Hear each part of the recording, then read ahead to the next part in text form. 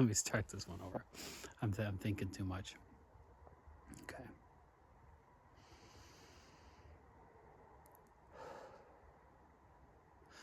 All right, this one is about conscious models of other people and what we love about other people, what we miss about other people when they're gone, and how we really interact with other people.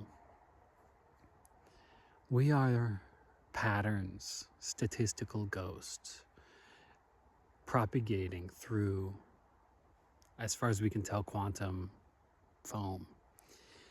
Through time, we are these persistent patterns.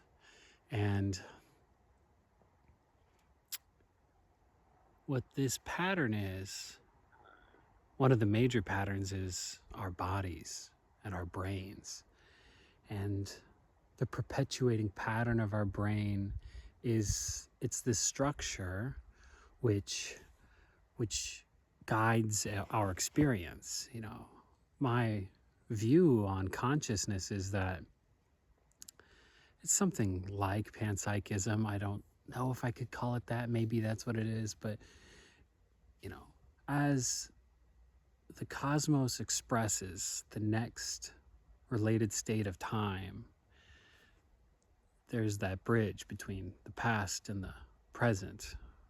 Or there's that evolution, there's that expression of the laws of physics, whatever that is, you know, the evolution of time, that there's this correlation between the past and future states. And whatever that is, that that expression of time, that is experience.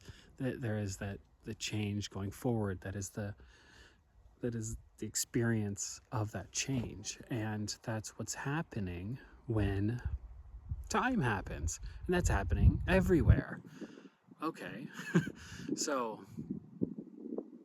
I would call that experience.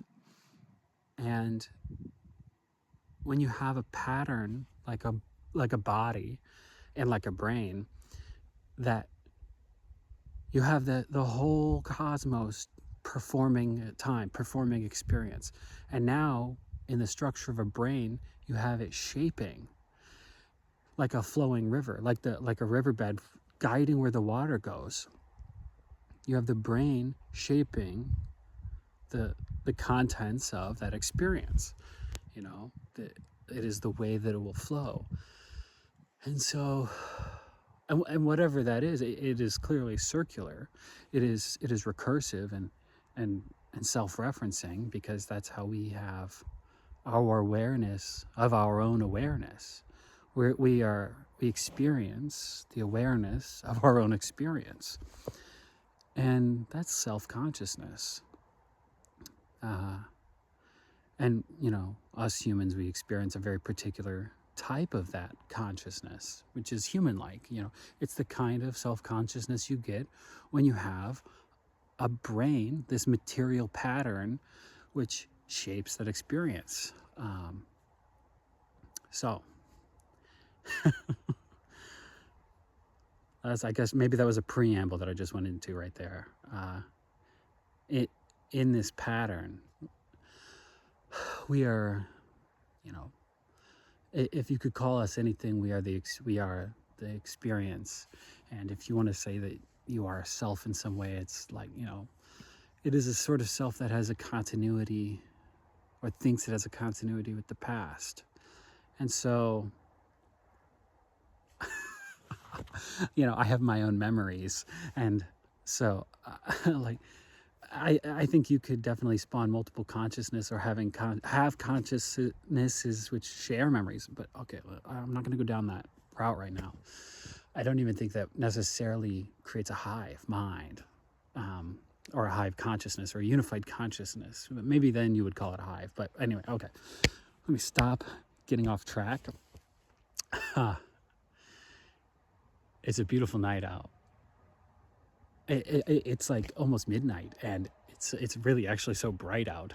I mean, my house lights are on, but it's so nice. So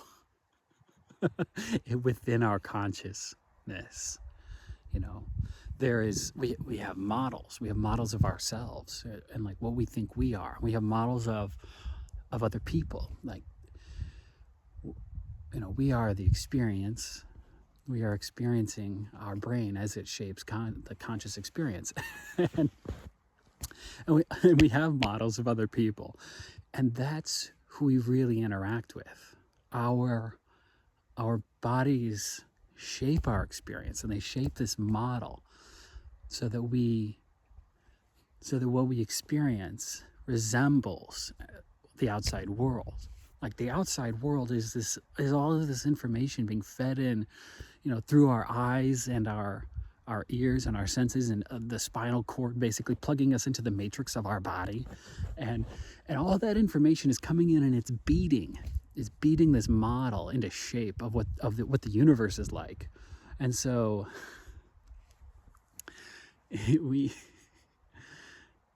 our experience would probably be bizarre. I have never done psychedelic drugs, but I imagine the experience you go on is something where your models break down and they become uncoupled from reality, and you start to experience like more of just a pure experience, and maybe even have new connections or different connections coming through into your experience, which gets fed into your memory, which maybe are things that your brain is processing, but you're not always consciously aware of.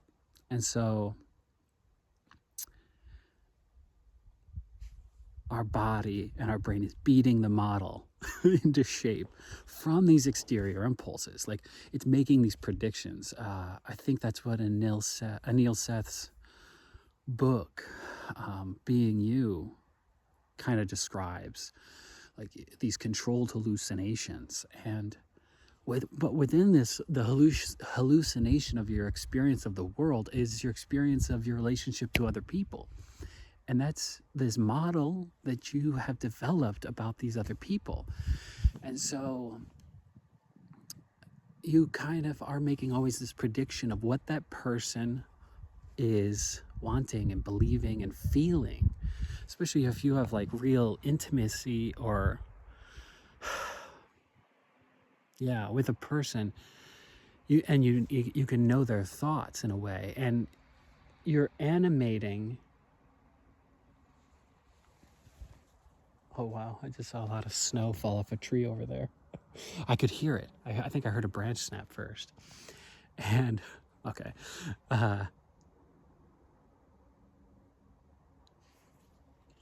You have these models of other people, and in your brain and your hallucination of reality, like, you are also performing their, or like, you're performing a model of them. You're performing a model of yourself, and you're performing a model of your friends, and you're performing a simulated model of that interaction at all times. And when you aren't with that friend, you still animate it. You still think what they would think. Like, whenever you're in a situation and somebody does something and you're like, oh, Becky wouldn't like that. That's you. Your part of your brain is actually performing a model of them. And within that model of them is your perception of yourself, and some layers of recursion there. And so that's what enables you to be able to really even interact. You interface by mirroring each other, and communicating what you would think they think, and you perform, like when you have conversations in the shower, you're kind of performing out with those models, like little play puppets of what, like, oh, so and so would think this, and then I would say that, and da da da da da. And so when you're not with somebody, you still have that model in your mind, and when they're gone, you still have that model. But your model is always up to date. It's always, what are they doing now, and what are they going to do? And you're always planning ahead. And so when someone is gone,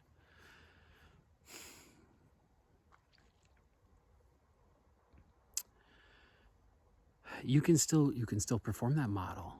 You could still like you might still feel like somebody is there, like they're still with you. Maybe they, oh, you might think, oh, there's spirits visiting me, and I could hear them. But I think that's you still performing that model. Your brain is still performing the model. Your brain sometimes forgets that they are gone. And in a way, they are not, because yes, the fountain which sprang forth them is gone, but the water's not. They had a model of themselves in their own minds, and then there are models of them in everyone else who knew them, and everyone who has interacted with them, like, and interacted with like their creations and their writings. Like there's that real relationship. And so in a way, I do think we are all hive minds in a way. We are distributed consciousness. Like we get things done because we have these models of other people in our own heads. And so when we do things, we're doing them because we think, oh, so and so would want this. Even in a work context, I'm doing this because I know my boss wants me to do this, and and that's all part of it. And so we are distributed in other brains. Like our brain, other people's brains are performing models of ourselves, and so that's still there. That's still real, even once you're gone. When someone's gone for a time, they're still distributed, and those other models will weaken over time, and they will eventually go away. I mean, new ones could be spun up if these models are most rich and easy to form when you're like literally interacting with someone. That's high bandwidth information, back and forth. That pounding. You're able to probe someone else's mind. Like you can ask them questions like, hey, what's your favorite food? Or what do you think about this political stance? And you can really engage with them. And that's when you can most easily build the best model for yourself. But just reading books and reading someone's journal or, other writings, like you can get a sense for that other person. You can have that model of them within yourself. And I think it's important also to try to understand the people you disagree with. I think just reading them can really get you into a space where you can understand them. And the better your model of someone else, that's not just for your own caricaturization of them, for its own dismantling, but you can truly, build a model of someone else, then you're going to be able to interface with people like them, and maybe them, and you can understand them better. And you might even become like them. You might not want that, but that also goes to show why it's so important to learn about the people you want to be like. Because I do think the more you build these models in your head about someone else, the more you will emulate them, because part of your brain is emulating them. You hear about people becoming their own worst enemies, and I wonder if it's because they spend so much time in their minds. They have this model of this person they don't want to be, but they have it so well thought out. And then your brain doesn't always know what that model's for. You have a little bit of time where those pathways, get rerouted and go over here and over here. And it's like that model that used to be for the enemy, that's still routing in your own mind, that later it might be like, oh, here's a good pathway to take. I don't know the neuroscience on that. Don't quote me. That could be bogus. In my model of how this psychology works, that could be a real prediction, that if you spend a lot of time studying someone even that you despise, you might become more like them because of this. But anyway, it's beautiful out, but it's also snow and it's cold.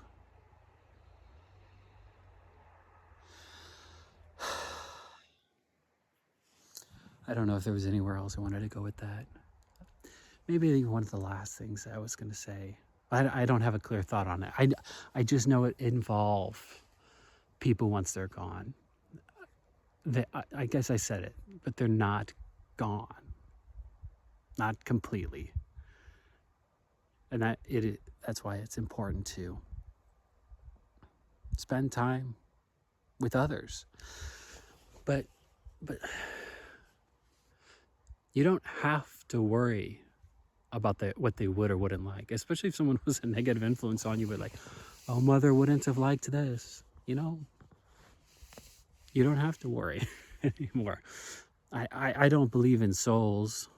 I don't know of any reason. I don't have any good evidence for them right now. So I don't believe in souls, but I think pretty close are the other models that are animating in other people. Yeah. All right. Goodbye.